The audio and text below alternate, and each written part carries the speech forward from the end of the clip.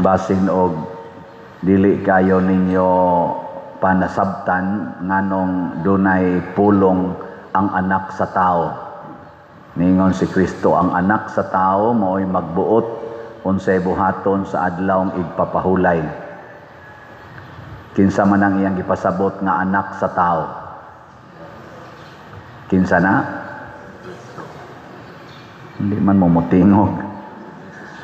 Iyang gipasabot ana ang iyang kaugalingon kay gianak man siya og tao. Pero special siya, special child. Kay anak man siya sa Ginoo nga nagpakatao. Mo na ang usa sa iyang ngan dinis kalibutan, Son of Man or anak sa tao. Ang emphasis ni Jesus mga igsuon na basta kabubuton ganis Ginoo, bisan pag nasupak na sa kabubuton sa tao, ato gid ang sundon. Ligay mong tupad ingna sige jud kag sunod sa Ginoo. Ingna kono. Kana bang masupak na ba ang kabubuton sa Ginoo, masupak na gani musukwahi na sa atong tawhanong balaod, tawhanong standards, tawhanon nga gusto, sunda gyud ang Ginoo. Kinsa ninyo dinhi ang mosunod Dios Ginoo, taas ang kamot. Ang dili mo isa gasunod sa demonyo. Lagi ana isa. Ang di mo isa gasunod sa demonyo ha. O naagi pipilang wa gyud mo isa, at least honest mo nga sa inyo ding pagsimba karon, demonyo inyong kuyog. Bitaw. Nganong wa man mo isa? Mauwaw mo isa? Ningon na bas Kristo, ang mauwaw nga mo angko nako dinhis kalibutan, ikauwaw sad nako atubangan sa akong amahan og mga anghel didto sa langit. La, bantay mo diya. Giosbo nato be.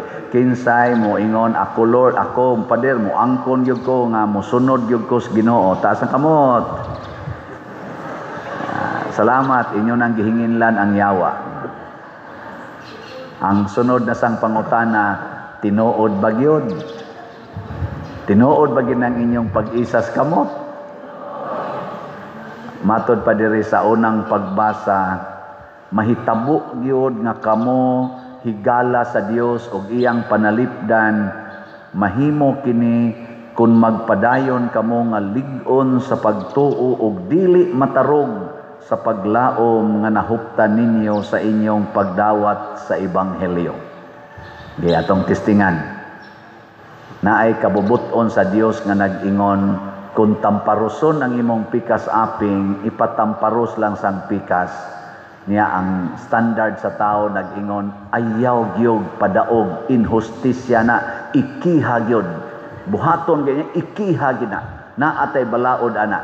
Di karon kinsa mang balaod imong sundon, kaning ikiha gyud aron siya pahamtangan og silot nang nagtamparos nimo, nag-physical abuse nimo, o sundo ni Mos Kristo nga nag-ingon, kung tamparoson imong pikas aping, ipatamparos lang sang pikas. Kinsay mo sunod ni Kristo, taas ang kamot. Sige, kanang ni Isa mga igsoon, tamparos ako no. Sige na, kanang ni Isa ba, tamparos yun, kanang kusog yun. Oy, congratulations. Sige, ako lang mensyonon ang pipila ba kay di ma-mention tanan. Sige, nasay balaod sa Ginoo nga nag-ingon, kung kamo magpahulam, ayaw na mo paningil og bayad. Ang standard sa tao nag-ingon gyud ang utang dapat bayaran. Kinsay mo sunod sa Ginoo aning utang, taas sa kamot. Di maningil ba pamakak ha? Pamakak. Ay mga tulo na lang kabuok. So, na gitawag og selective pragmatic morality or religiosity. Ano bang magpili lang ta ba og unsay atong ganahas Ginoo? Ang di nato ganahan, Lord, wa ta diha. Nya ganahan ko kana Lord na ganahan kita nang maingon din, the Lord is my shepherd, there is nothing I shall want. Yes Lord, I claim. Inigingos Ginoo, take up your cross and follow me. Lord, ayaw lang sa karon. Bugat na sad kay ni Lord, oy, bugat na sad kay ni. Ana man ta, di ba? Na si Santiago, ang atong patron dinhi, wa gyud siya magdumili nga siya mao'y unang putlan sa liog among the 12 apostles ni Kristo. Siya'y unang naputlas liog. Lain na sang lingi si mong tupad ina okay ra nimo unahon kag putol sa liog.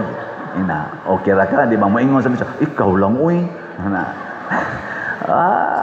Ayaw pag-una-una na. Duha pa to kabuk akong gihisgutan. Galisod na gani mo. Sige, aritaning ikatulo. Naay gisulti si Kristo nga standard. Ingon siya, bulahan kamong mga kabus. Nya, ang standard sa kalibutan, bulahan kamong mga dato. Kinsay gustong mahimong kabus. Taas ang kamot. Kanang nagdaning kamot yung ka ba? Naning kamot yung kang mahimong kabus. Sige. Kamong ni isa, naamoy 100 pesos karon. Naamo. Karong adlaw palit mog slot. Kamong tanan nga ni isa ha, kamong tanan ni isa, bantay mamakak mo ha. Bantay lang 'yon. Sige ra bala mog agi-agi na ato opisina, digin mo malit og slot. Kung moangkon ta nga bulahan day ang kabos, di kita ganahan mo tipig og daghang kwarta or kwarta. Di ta ganahan. Ang ato gyud ipaambit.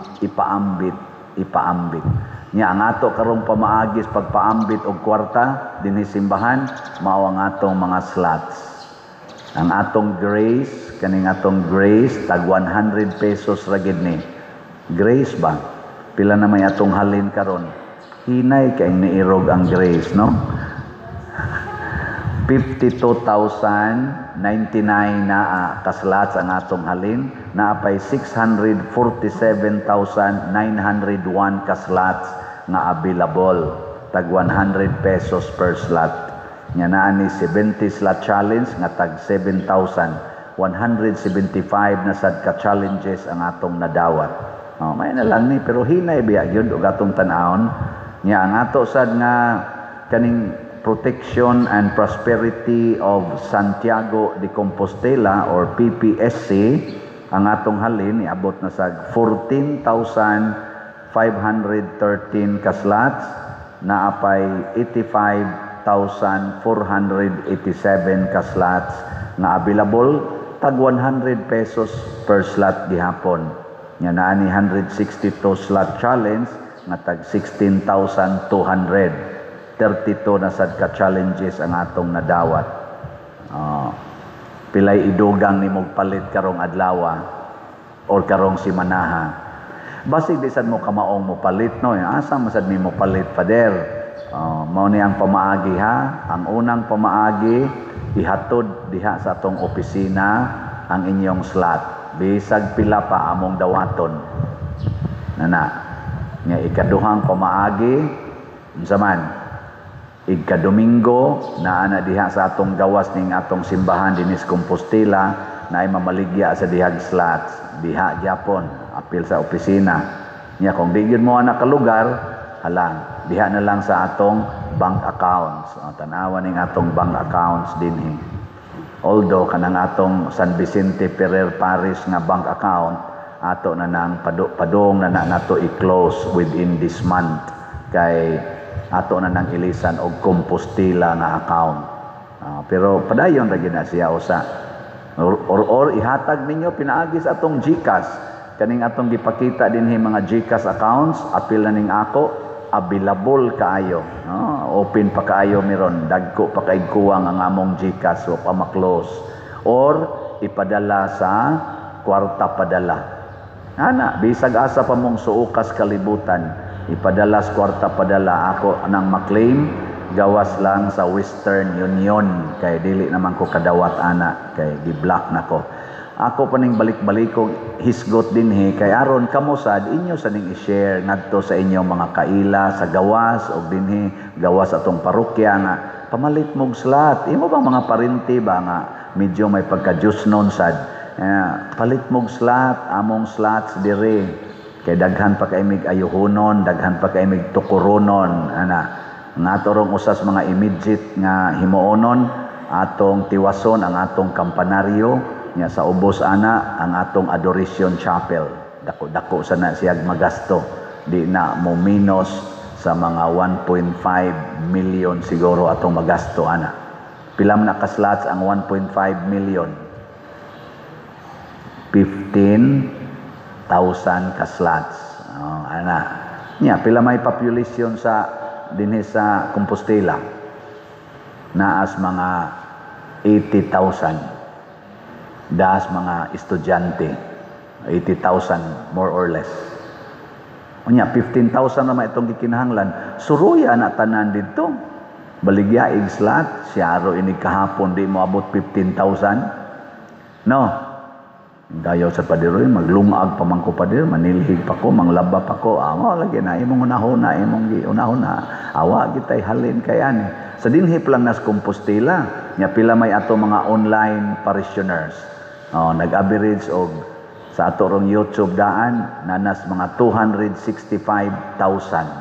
Kani atong YouTube channel Padresiano Ubod. Anya, kung kining tanang subscribers mamalit nig slot, tagsa lang ka slot karong simanaha. Ang atong gikinahanglan kay 15,000 raman. Porting sobraha. Unsa man na natong sobra? Ihapak sa na nato ngadto grace makuha na ni tanan daghan na kay tag mahimo ug unsa man ni ang tawag niini gitawag ni siyag kalambuan nga Kristohanong kalambuan. Unsa man ning Kristohanong kalambuan mga igsoon kana bang magdungan tag saka dili magulhos-ulhos dili sama karon na ay porting datua di asay porting pobriha. Sa Pilipinas, kinsa may mas daghan ang porting datua o porting pobriha? Kay bao kay mo no? Anya unsa may hinungdan nga naay daghan kay porting pobriha nga Pilipinos nya naay jutay kaayo nga porting datua nga Pilipinos. Dili korupsyon oy. Dili kuwang ta sa desisyon pagsunod sa Ginoo. Pila may Katoliko sa Pilipinas? Naa sa mga 80% ang Katoliko. Pila ay population sa Pilipinas? Naa sa mga 110 million more or less. So pila may Katoliko ana? Naa sa mga 85, 88 million. Kung kining 88 million magsunod Diyos Ginoo sa kamatuuran, dili mangurakot, dili magpabayad og kwarta panahos eleksyon, dili mo exercise anang bribery, magtinarong gid kaning 88 million. Unsa may mahitabo? Makapili tag mga leaders gikan aning 88 million nga mga buutan dili mga kurakot. Mailisan ni ang mga buangon kaayo nga nagsigig pamalit og mga botos panahon sa eleksyon, bukbo og kwarta, bilyon nga kwarta, ayuda left and right, aron lang yun mabutaran. Mawa ni sila. Mawa kung magtininuod lang gining 88 or 80 million nga mga Filipinos nga Katoliko, unya naa masay daghan, napamay Iglesia ni Cristo, naapa dihay mga Baptist, naapay mga daghan pa kaing sikta nga Christians. Maabot kita nag mga 85 to 90% nga nakailag Ginoo, unyag mulihok kitang tanan. Mapaphaning mga yawanon. Pero kay wa man ta mulihok, maghuwat ra man ta, di man ta mo sangyaw, Di sa tamo pakita, sama nilang Mother Teresa, samang San Roque, samang San Isidro Labrador, sama ni Pedro Calungsod, samang Lorenzo Ruiz, o ni Santiago, San Vicente Ferrer, di man sa tamo lihok. Magsige naman tayo, sila lang, sila lang, sila lang. Inaani ramanggog ko, inaani ramanggog ko. Musunod lang niya ko, sunod lang ko. Anak raman ta, ang nagsigig lihok, ang mga animal. Maoy kugihan kayo mo sa kasakag balay, aron magdeal anang mga shabu, magsakasakag mga balay, magsigig post, magsigig himo anang mga porn, aron tan-awon sa mga batanon, magsigig influence anang mga pakita-kita anang mga lawas, gagmay na lang kay tabon, aron tan-awon og sundon sa mga batanon, maglaway sang mga tiguang, apil ng nagwali, usahay, nagsara noon, mga once a day, mga nana. Ug mao'y ni hari, ang pagtulunan ngayawanon, ang kahakog. Bisa lang gud sa inyo, god, tanawa inyo mga silingan, hapit na lang dili ka kaagisdan, daginutong yun ang daan, na pitos kaayo, butangan pag yung atop, masango na ng imong agtang. Unya anha gyud magtukod og tindahan kilid sa karsada. Asa naman mo barog ang namalit? Sud nas karsada. Peligro matapsingan na ang mga motor nga kusog sa kay managan. Nganong imo man jud nang gipaduol sa karsada ang kilid sa imong tindahan? Nya inigabli pa gyud ang imong sari-sari or sira-sira store. Ang iyang tabon mulapas nas karsada. Nganong inana man ka? Na Kristiyanos man ta ka, Katoliko man ta ka, ibutang nimo sa peligro ang imong isig katao. Kanang batasan nga di ka mo care sa safety sa imong isig katao, mao na ang batasan sa naghimo ani mga flood controls nga way pagpakabana kung unsay safety sa mga Pilipinos. Bahalang mabahaan mo diha basta sigurong ako. Mao ra nang batasana kanang imong sakyanan imong iparking diha sa karsada. Iparking gid nimo bisan og naglisod na ang two-way nga karsada nahimo na lang one way kay ikaw gid hay mo angkon anang lunaa nga di ra ba na imong gasto ra ba na sa publiko.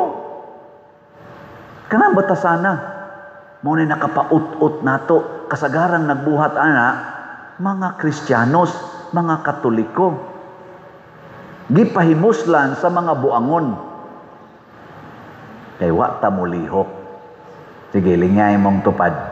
Last na lang ning lingi. Ang di mo lingi, nagsunod sa demonyo. Sige. Lingi Yung na, din adyo ko mo parking o karsada. Na din adyo ko mo parking o karsada. Bisag ka na lang. Ing na, ako nagyong tagaan o dakong agianan akong silingan. Ayaw pagsigig, pamiit anang daan, hangtod magtakilid na lang ta. Ako gamisa kong patay, kapila na dyan ko nagmisag patay, inigso na asa mang namatyan, nadiha pa dir, masuta na? Takilid intaw ko nga to pa doon, ang dako-dako biyasag ko. Naku ang lungon, diin man giagi, dito sluyo pa dir, dito giagi. Naku sa man ay agianan di sa sapa-sapa. Dito giagi sa sapa-sapa ang lungon, kaya di mamasod, kaya kurang mang pinataas nga to. Nga igo lang mo takilid ang tao sa ang pagsuod sa lungon. Agi-agi to sa pasapag, gibitad og pisi, aron makasuod dito silang balay. Naku niya iniglubong, sa ato na sa agi. Wagyoy mga kaluoy. Gipiit man to ninyog maayo. Nyag na isunog diha ron sa ang pagsuod sa bumbiro. Ngay mga emergency, ihuog pa nimo ngadto sapa. Ingon ana tang mga Filipinos, most of us, sad to say. Pero si Kristo, tanawa si Kristo sa atong ebanghelyo, ako'y magbuot kinsay pakanon, kinsay dili. O kinsa may unahong pakaon ni Kristo, ang gigutom.